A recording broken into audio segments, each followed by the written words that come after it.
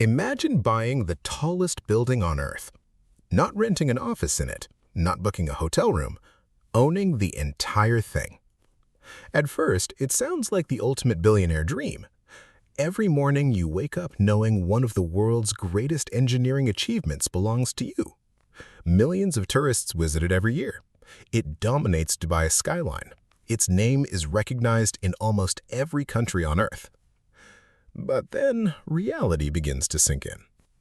Before you make a single dollar, you have to pay for thousands of workers, enormous electricity bills, non-stop maintenance, world-class security, cleaning crews that literally hang hundreds of meters in the air, and equipment that never stops running. Even standing still, this building quietly burns through money every single day. So the real question isn't whether you can afford to buy the Burj Khalifa. The real question is, could you survive owning it? Because behind the shiny glass and record-breaking height lies one of the most fascinating business machines ever built. The Burj Khalifa is more than a skyscraper. It's an entire economy stacked vertically. When people first look at it, they usually see one giant building. Developers see something completely different. They see luxury apartments, premium office space, one of the world's most famous hotels, restaurants, observation decks, retail space, event venues, advertising opportunities, and one of the strongest brands in real estate, all operating inside a single structure. That's the first secret. The Burj Khalifa was never designed to make money from one business. It was designed to make money from dozens of businesses at the same time. Construction officially began in 2004.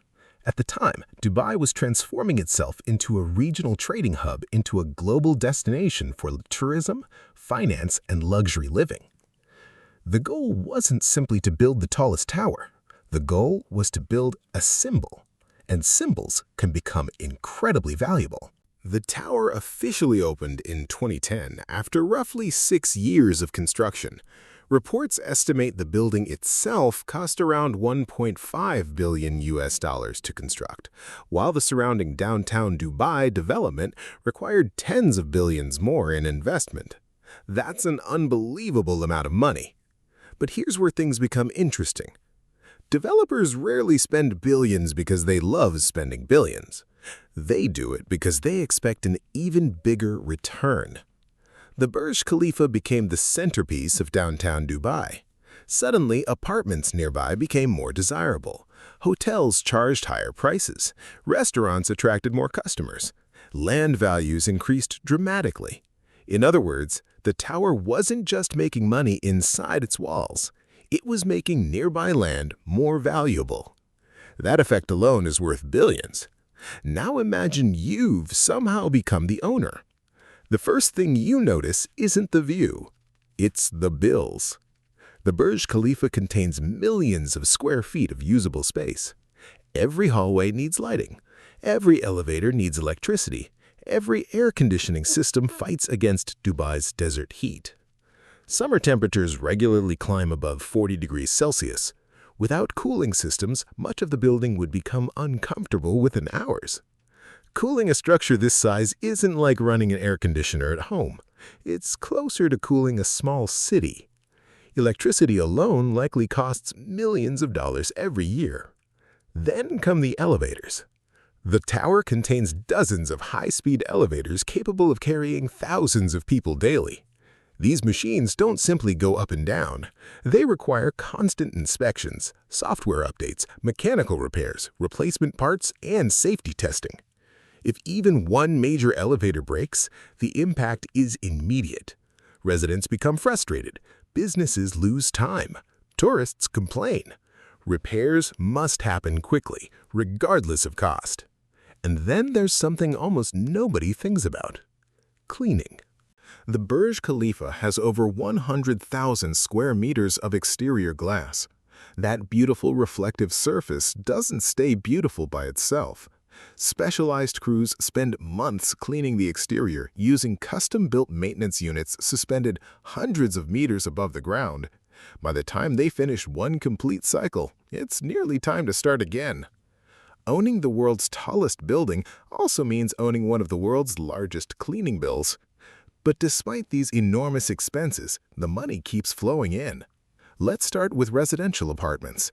Luxury apartments inside the Burj Khalifa have sold for millions of dollars each. Some owners live there full-time. Others treat them as investment properties. Some simply want the prestige of owning an address recognized across the globe. People aren't only buying square footage, they're buying status. And status is surprisingly profitable. The same idea applies to office space. Businesses pay premium prices because their headquarters inside the Burj Khalifa instantly become part of their brand.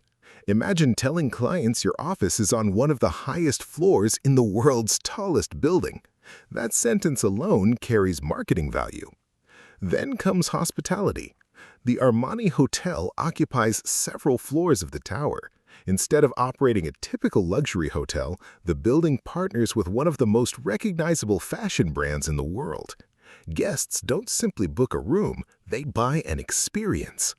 Luxury hospitality works because emotion often sells better than convenience. Now think about tourism. Millions of visitors travel to Dubai every year.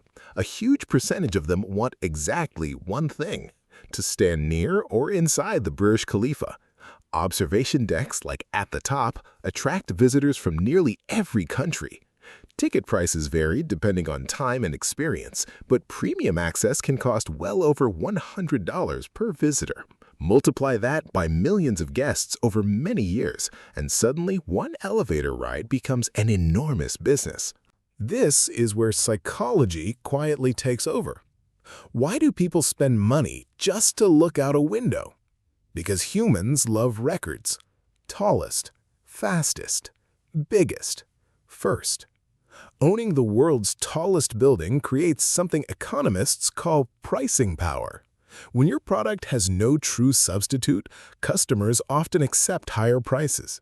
Nobody can accidentally visit another Burj Khalifa. There isn't one. That uniqueness is part of the business model. But being unique also creates unique problems. Insurance alone is incredibly expensive. Security never stops. Fire protection systems must remain operational every second. Water pumps send water hundreds of meters upward. Backup systems exist for emergencies. Engineers constantly monitor structural movement caused by wind and temperature changes. Even tiny issues can become massive if ignored. In buildings this large, preventive maintenance is cheaper than disaster. Now here's something surprising. The Burj Khalifa doesn't stand completely alone. Its success depends heavily on everything surrounding it. Luxury malls, hotels, restaurants, residential communities, metro connections, fountains, parks, events. Every attraction nearby brings more visitors to the tower, and every visitor to the tower often spends money elsewhere. It's an ecosystem. That's why many developers don't think about individual buildings. They think about districts.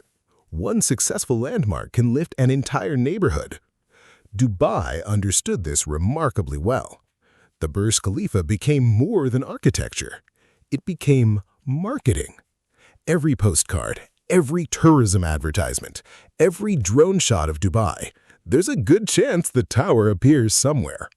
Imagine buying billions of dollars worth of advertising every year. That's impossible for most companies.